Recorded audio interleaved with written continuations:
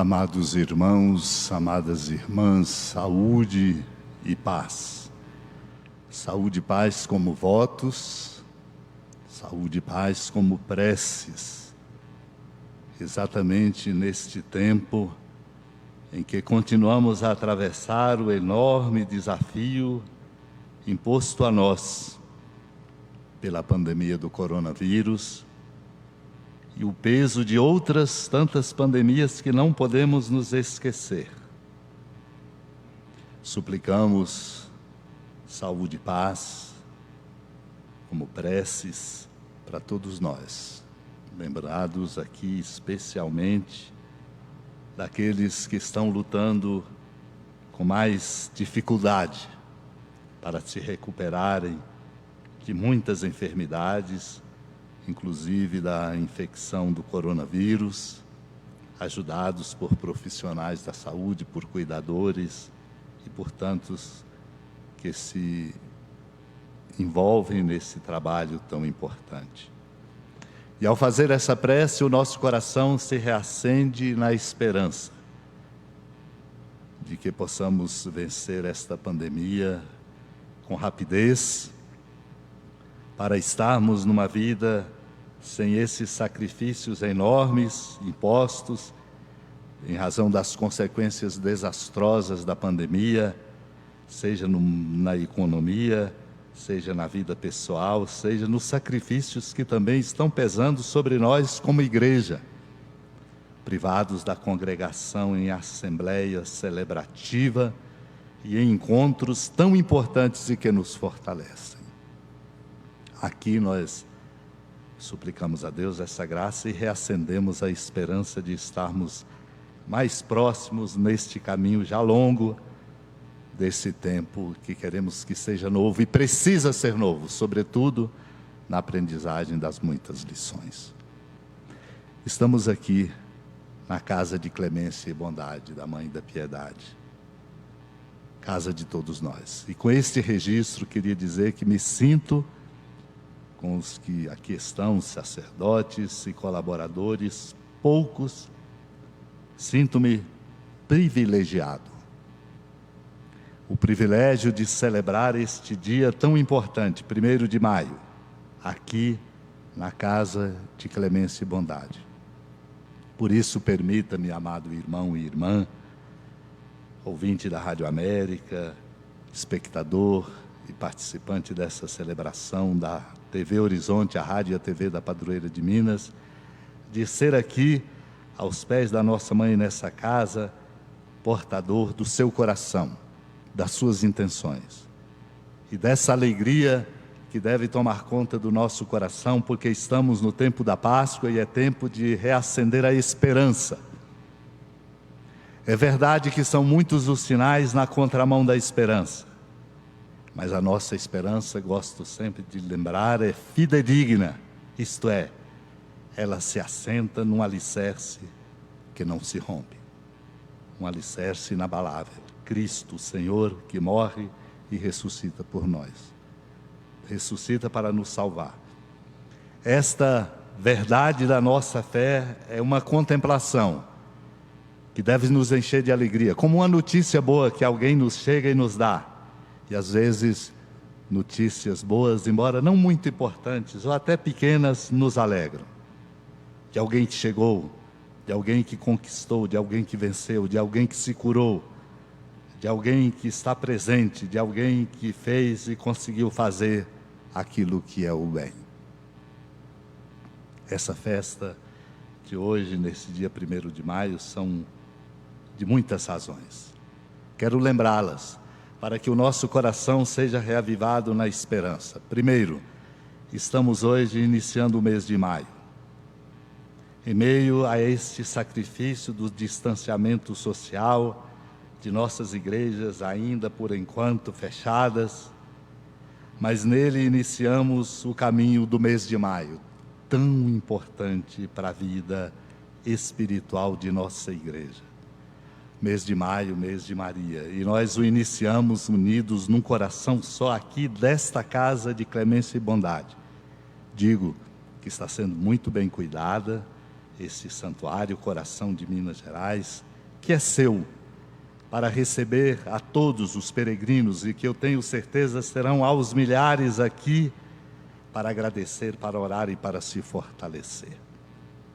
Iniciamos esse mês de maio e devemos fazer dele uma escola bonita na devoção a Maria, ao rezarmos o terço, o ofício de Nossa Senhora, momentos bonitos e celebrações nos santuários marianos, fazer deste mês uma verdadeira escola que atualiza o nosso coração no seguimento de Jesus. Hoje olhamos então a figura de Maria e ao seu lado a figura de São José Operário. Este patrono da igreja, patrono de todos os trabalhadores e trabalhadoras. Voltar o olhar para São José, saber que quem a ele recorre, sobretudo nas labutas diárias do trabalho, por ele ajudado, como cantamos no Salmo, com a ajuda de Deus, o trabalho das mãos rendem frutos. Por isso aqui estamos orando. E olhando a São José, nós voltamos o nosso olhar para todos os trabalhadores e trabalhadoras da nossa sociedade. Lembrando com reverência que nós dependemos muito uns dos outros. Às vezes são coisas muito simples que são feitas e nós às vezes não valorizamos. E delas dependemos essencialmente. Por isso lembramos e reverenciamos a cada trabalhador. Do trabalho mais simples àquele mais complexo. Daquele que é considerado o mais essencial e aquele que compõe o equilíbrio de nossa vida. Por isso eu quero dizer a você, trabalhador e trabalhadora, que é cada um na sua tarefa, no seu ofício. Como é importante celebrarmos hoje o Dia do Trabalhador e da Trabalhadora, o Dia do Trabalho, lembrando que o trabalho, seja ele qual for, tem dentro de si uma dignidade muito profunda. Por isso é que ninguém, absolutamente ninguém, e nenhum sistema econômico ou político pode passar por cima de qualquer trabalhador.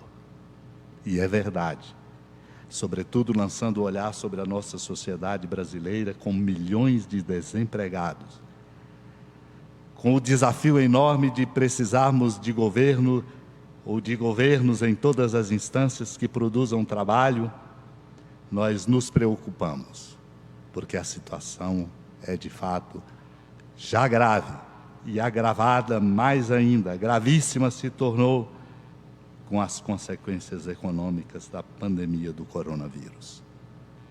Por isso nós oramos, labutamos, estamos juntos, fortalecendo os nossos corações e compreendendo que todos nós precisamos, com a graça de Deus, trabalhar para que venham frutos para todos. Um trabalho que precisa ser vivido com a força de sua dignidade, com a beleza de nos fazer participantes na obra da criação. Por isso não podemos compreender nenhum tipo de trabalho e, de fato, considerá-los como trabalho honesto, o trabalho que possa causar prejuízo para qualquer pessoa, para a sociedade, para o meio ambiente e para a casa comum. O trabalho precisa ser feito, mas o trabalho não pode ser absolutamente feito de qualquer maneira. Sobretudo pela ganância. E a ganância muitas vezes faz com que se produza o trabalho ou postos de trabalho. Eu quero compartilhar com o seu coração, lamento muito, estamos aqui no Santuário da Padroeira de Minas. A famigerada mineradora que está aqui minerando no conjunto da Serra da Piedade, nem no dia do trabalho poupa trabalhadores, para mostrar quão gananciosa é e, portanto, inescrupulosa. Aliás, todo ganancioso é inescrupuloso. Um inescrúpulo, ou uma falta de escrúpulos que chega à justiça, porque nos surpreende muito que a justiça lavra alguma coisa no gabinete, não acompanha, não sabe e desconhece, lamentavelmente, os desrespeitos à natureza. os desrespeito àquilo que conquistaram de maneira inadequada, inclusive com a anuência da justiça. Esse é um tipo de trabalho que pode, talvez para muitos, dizer que gera sustento, mas depreda a natureza e passa por cima de outros direitos. É preciso, portanto, pensar que o trabalho tem uma dignidade, porque ao trabalhar nós somos colaboradores e participantes da obra da criação, não destruidores dela. Até porque, irmão e irmã, quando pensamos o trabalho, lembremos-nos que esta pandemia nos faz pagar um preço, não é por um castigo do céu caído sobre nós, mas na verdade é fruto de um esgotamento do meio ambiente, de condições de vida, de movimentos, de dinâmicas que fazem com que a natureza se defenda e muitas vezes produzindo agressões que nos fazem pagar, como essa pandemia, um alto preço. É preciso, portanto, ver a dignidade do trabalho. Não é qualquer trabalho.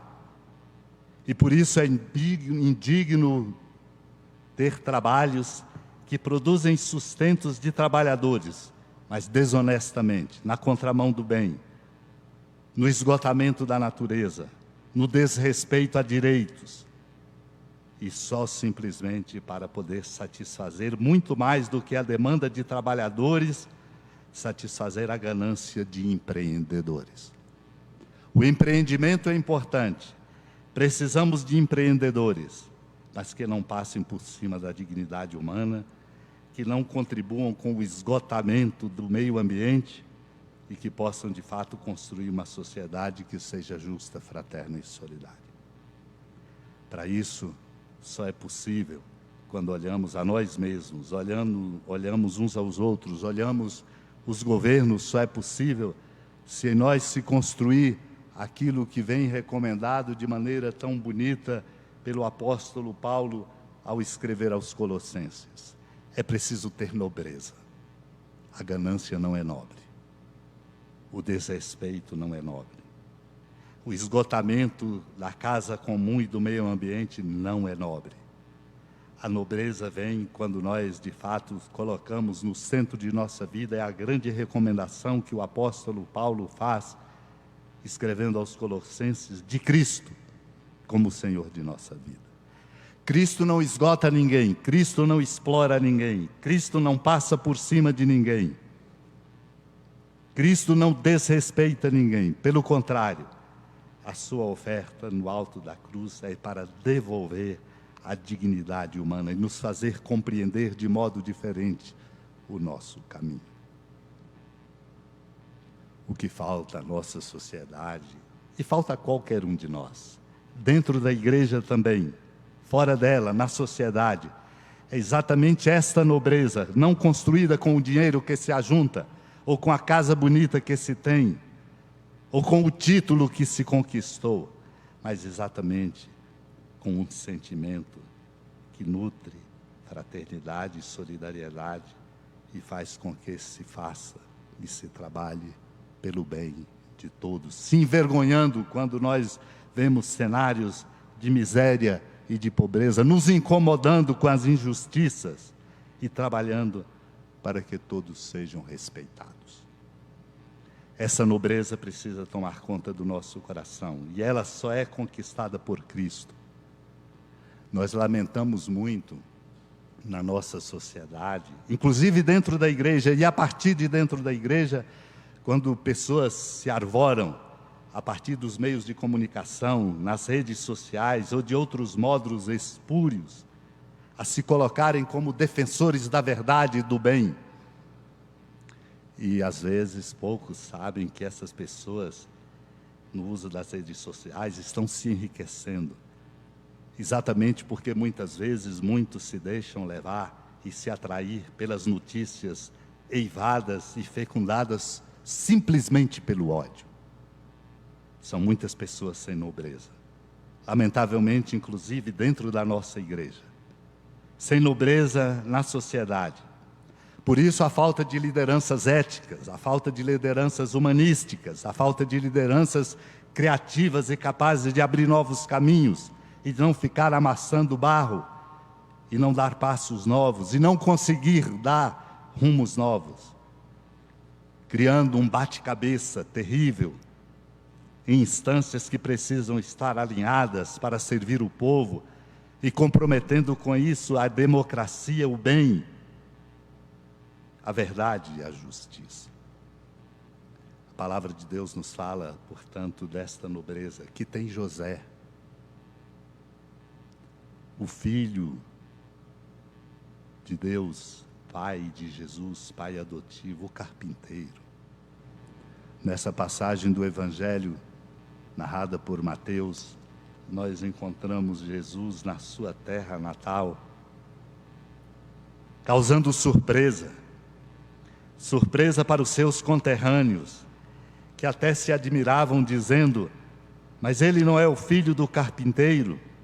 Sim, filho de um carpinteiro digno, honesto, justo, como a escritura dele fala, que cumpre a sua tarefa e a sua missão numa grande obediência amorosa a Deus, até mesmo quando a sua condição humana não lhe dá a condição de compreender imediatamente o mistério de Deus, para o qual ele é escolhido e colocado na condição de zelador, pai adotivo de Jesus. José é para nós um exemplo desta nobreza que a nossa condição humana, com a sua fragilidade, pode alcançar e que é necessária e urgente, não só para darmos conta daquilo que é tarefa nossa cidadã, mas também para podermos viver com dignidade e alegria a nossa própria vida. Não é ele o filho do carpinteiro? Perguntaram. Sim, um homem simples, de família pobre, mas digno, não ganancioso, sustenta a sua vida, dá exemplo, é temente a Deus, tem nobreza. Nobreza não se faz com riqueza. Pelo contrário, até riqueza para além daquilo que se deve, sobretudo riqueza ajuntada de modo espúrio, mesquinho, explorador e ladrão, riquezas assim ajuntadas fazem perder a nobreza, embora muitas vezes se apresentem com uma vestimenta ou com uma aparência que parece ser de nobreza. A nobreza verdadeira que nós encontramos em José, na Sagrada Família de Nazaré, é uma nobreza que vem de dentro e que se assenta no coração da gente pela força da graça de Deus. Não é do lado de fora, não é na ostentação, mas é na experiência da simplicidade. Uma nobreza que nos faz ter palavra profética, uma nobreza que nos faz ter coragem de repartir, uma nobreza que não nos deixa ter medo, uma nobreza que nos faz viver para ofertar a vida a exemplo de Cristo, na medida dele, embora tão distanciados de uma medida que é um amor completo, perfeito e inesgotável. Deus nos ajude a compreender esse mistério grande e a compreender que é muito importante trabalhar, fazer cada coisa com a beleza desse arranjo que aqui está na mesa da palavra, com a beleza de uma voz que ajuda a cantar os louvores de Deus, com uma palavra que devolve esperança, com o café que é feito lá no fogão a lenha, com a comida que é feita com amor e repartida para sustentar, com aquilo que é feito complexamente por tecnologias avançadas, contudo, mas com dignidade, para construir para o bem, para fazer da nossa sociedade uma sociedade justa, fraterna e solidária. A estes trabalhadores nós reverenciamos e suplicamos a Deus, pela intercessão da amada Mãe Maria de São José, copiosas bênçãos, e que o nosso coração, instados por este convite de nobreza, nobreza que está na vida do carpinteiro, naquele que cozinha, naquela que limpa, naquele que trabalha, naquele que está no tribunal e que não deve deixar de fazer adequadamente a sua tarefa, naquele que se assenta na cátedra para ensinar, naquele que está no púlpito para pregar, naquele que serve nas coisas simples ou mais essenciais. A nobreza se dá quando se faz por amor, e com respeito incondicional à dignidade de cada pessoa. Deus nos conceda a graça de vivermos esta experiência bonita, de compreender e de buscar essa nobreza, para que aquilo que fazemos em tudo seja uma contribuição para fazer da criação obra magnífica de Deus, na qual nós somos colocados como servidores, como zeladores e promotores, possamos fazer desta obra da criação algo que seja de fato um lugar de solidariedade, o grande selo do nosso tempo e do nosso caminho. Deus nos ajude e aprendamos assim a ser nobres pela solidariedade, sobretudo com os pobres e com os sofredores, para que nós possamos viver a alegria bonita da nossa vocação e podermos louvar a Deus com a força e com o resultado do nosso trabalho, construindo um mundo fraterno e solidário. Esse mês de maio, com Maria, com a abertura que hoje fazemos, celebrando São José, seja uma grande experiência, uma grande escola do nosso discipulado, para que assim possamos contribuir com um tempo novo, aprendendo as novas lições, aprendendo novos modos, dentro da igreja, fora, na casa de cada um de nós. Porque se não aprendermos estas novas lições e pensarmos que, vencido esse tempo da pandemia, basta continuar como era antes, ilusoriamente caminharemos para um novo fracasso que vai pesar sobre os nossos ombros. Deus nos ajude a aprender e, sobretudo, nos dê a graça, por Cristo, de sermos nobres, a exemplo de José e de Maria, para que sejamos verdadeiros instrumentos do seu amor no coração do mundo, enquanto corajosamente, mesmo com obstáculos, com perseguições, com maledicências, com oposições, caminhamos para o reino definitivo. Amém.